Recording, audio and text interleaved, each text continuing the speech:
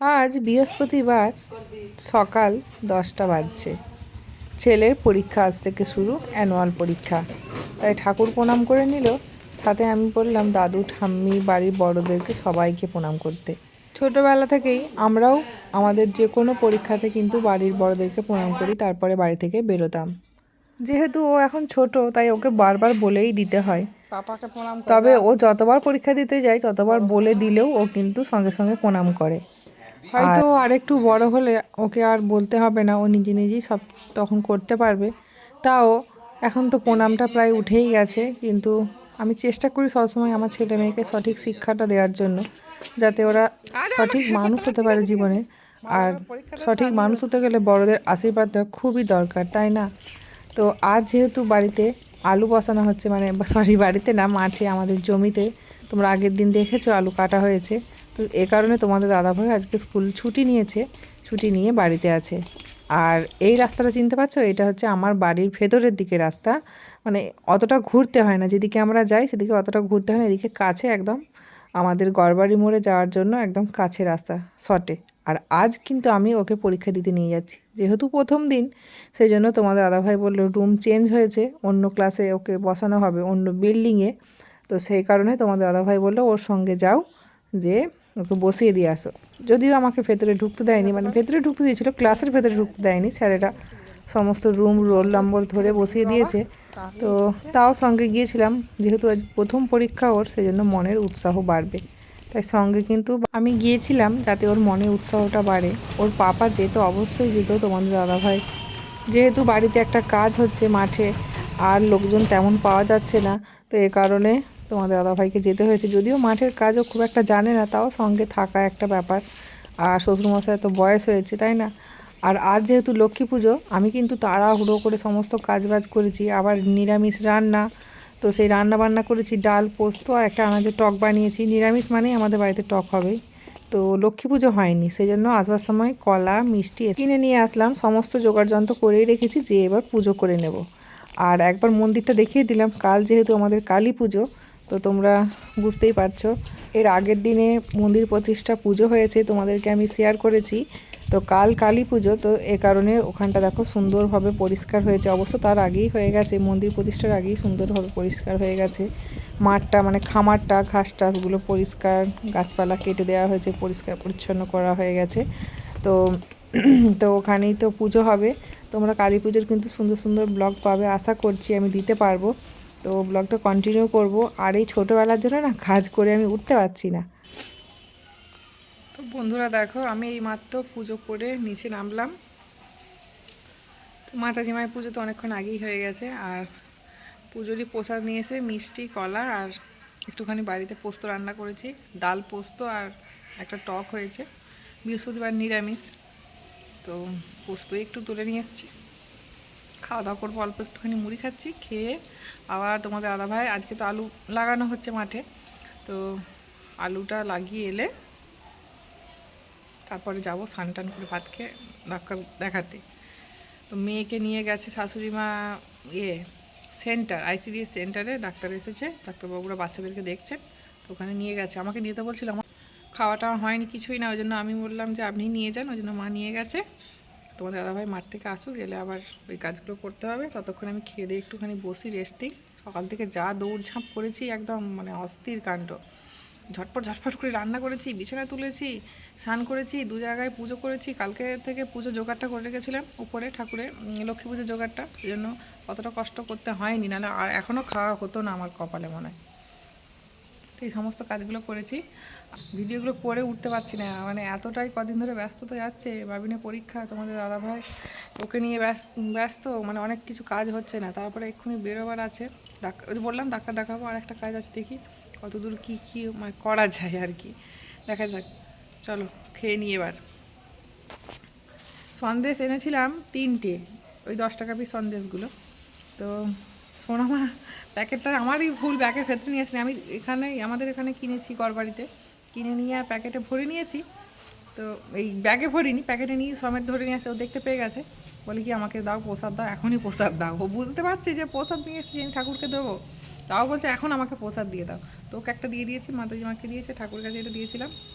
এটাই এই প্রসাদই এখন তুলে নিয়েছে, কাছে লক্ষ্মী ঠাকুরের কাছে দিয়েছিল, মাতাজি মায়ের কাছে প্রসাদ এখন আছে, তোমাদের দাদাভাই বাবিন ওরা এলে খাবে। চলো খেয়ে নিই। আমাদের এখানে সন্দেশগুলো না খুব ভালো বানায়,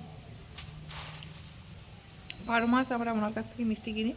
আর যে কাকুটা ছিল, কাকু একটা কাকিমা থাকতো, তো মারা গেছে দুজনেই, আর এখন ওনাদের ছেলেটাই করে, ভালোই বানায়।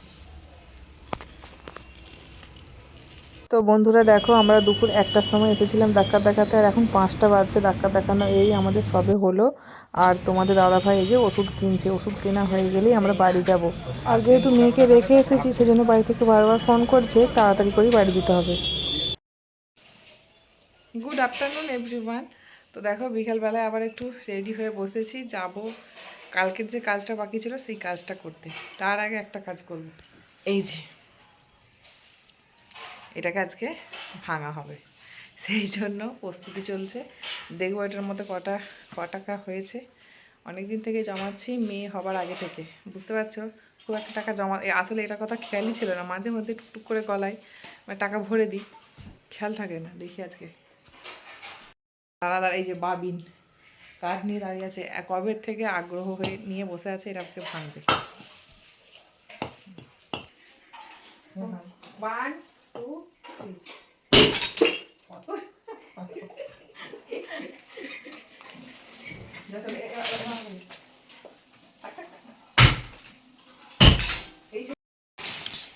তো দেখো বন্ধুরা, এই যে ঘট ভাঙার পরে এই সব টাকাগুলো হয়েছে, এখন গুনে দেখবো কত টাকা হয়েছে।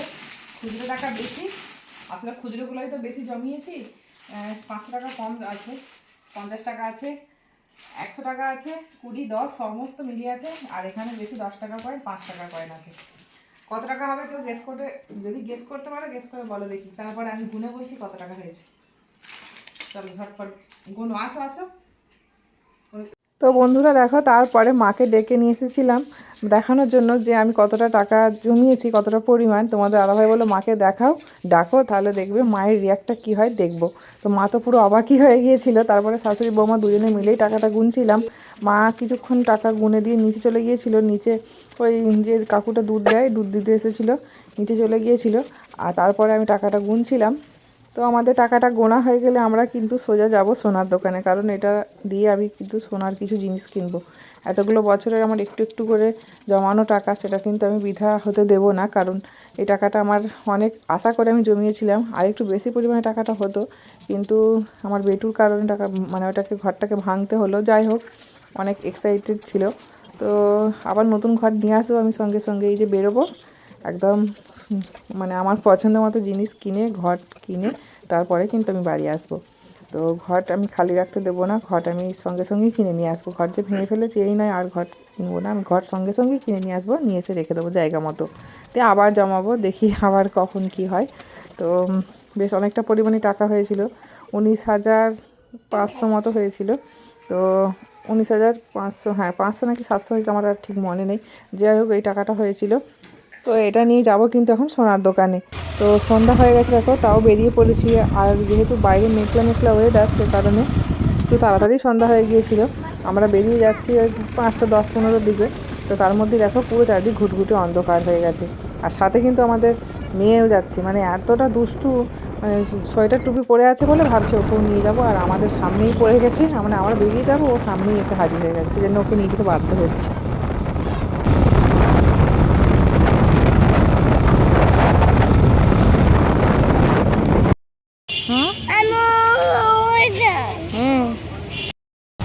তো বন্ধুরা, এই যে চলে এসেছি দোকানে। এই দোকানটায় এখন আমরা মানে নতুনভাবে জিনিসপত্র নেওয়া শুরু করেছি। বিভিন্ন দোকানে ঘুরে ঘুরে নিই, একটা দোকানই যে নিই তা নয়। আমাদের এখানে লোকাল তো, মানে আমরা আরামবাগের মধ্যে লোকাল তো, আমরা চিনি। তো মোটামুটি যে দোকানে পছন্দ হয় সেই দোকানে যাই, এরকমটা। তবে এখানে ঠকাবার কোনো ব্যাপার নেই, আমরা দীর্ঘদিন ধরে দেখছি তো এই দোকানগুলো। তো এই দোকানটায় আমার ভীষণ পছন্দ হয়েছে, নতুন নতুন কালেকশান, খুব সুন্দর জিনিস পাওয়া যায়। তো এখানে দেখো চোকার দেখছিলাম আমি, অ্যাকচুয়ালি ওই চ্যাটায় যে হারগুলো উঠেছে না, ভীষণ ট্রেন্ডিং চলছে, আমি ওইগুলো নেবো ভেবেছিলাম। তারপরে ভেবেছিলাম কলা নেব। তো এইসব দোটানার মধ্যে থেকে তোমাদের দাদাভাই বললো চোকারই নাও, এরকম পুঁতির, এরকম তোমার পুঁতির চোকার নেই, তো পুঁতির চোকারই দেখছি। তো তো তারপরে এই যে আমরা চলে এসেছি বাড়িতে, ফুল নিয়ে এসেছি, জারবেরা 2টো নিয়ে এসেছি, আর রজনীগন্ধার মালা নিয়ে এসেছি একটা মাতাজি মায়ের জন্য, আর ছোট ছোট চেন নিয়ে এসেছি 3টে, তো ঠাকুরের জন্যই। তারপরে আমি ওই ফুলগুলো নিয়ে এসেছি, যেহেতু কাল বাড়িতে পুজো আছে সেই কারণে আমি একটু সাজুগুজু করব, ফুল টুল দিয়ে একটু চুল বাঁধবো, সেই কারণে ফুলগুলো নিয়ে এসেছি। আর সাথে কিন্তু একটা ঘটও নিয়ে চলে এসেছি। তো এই ঘরটা এবার যেখানে ছিল সেখানেই রেখে দেবো, নাহলে মনটা না ভীষণ কষ্ট হচ্ছিল, মানে ঘরটা যতটা না ভেঙে আনন্দ হয়েছে তার থেকে বেশি কষ্ট হয়েছে ভেঙে দেওয়ার পরে। তো এই যে যেগুলো নিয়ে এসেছি সেগুলোই বের করছি, এক প্যাকেট বাদামও নিয়ে এসেছি, আর মেয়ে বাদাম খাওয়ার জন্য বায়না করেছিল, সাথে কিন্তু ভেজিটেবলও নিয়ে এসেছিলাম, তো ওটা খাচ্ছে, ওটা খেয়ে আর হবে না, বাদাম চাই, সেই কারণে আমার কাছে ঘুরছে। তো বন্ধুরা বাড়িতে এসেছি অনেকক্ষণ, তোমাদেরকে এটা একবার ভালো করে দেখাবো বলেই এখন ভিডিওটা অন করলাম, আর ভিডিওটা শেষও করা হয়নি, এ কারণে আরও একবার তোমাদের সামনে এলাম। তো চলো একবার বাড়িতে এসে ভালো করে দেখাই, ফোনটা কাছে নিয়ে আয়। এই যে বন্ধুরা ডিজাইনটা দেখো,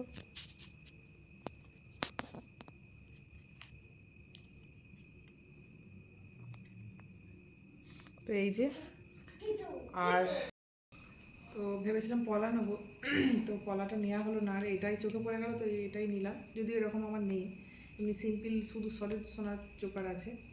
তো মেয়েরটা, আমার নয়, সরি, আমার এটাই হলো ফার্স্ট টাইম আমার চোকার, ওটা মেয়েরই পরি আমি। তো এটা একটা আমার হয়ে গেল, ভালোই হলো, মেয়ে তো বড় হতে করতে আমার পড়া হয়ে যাবে।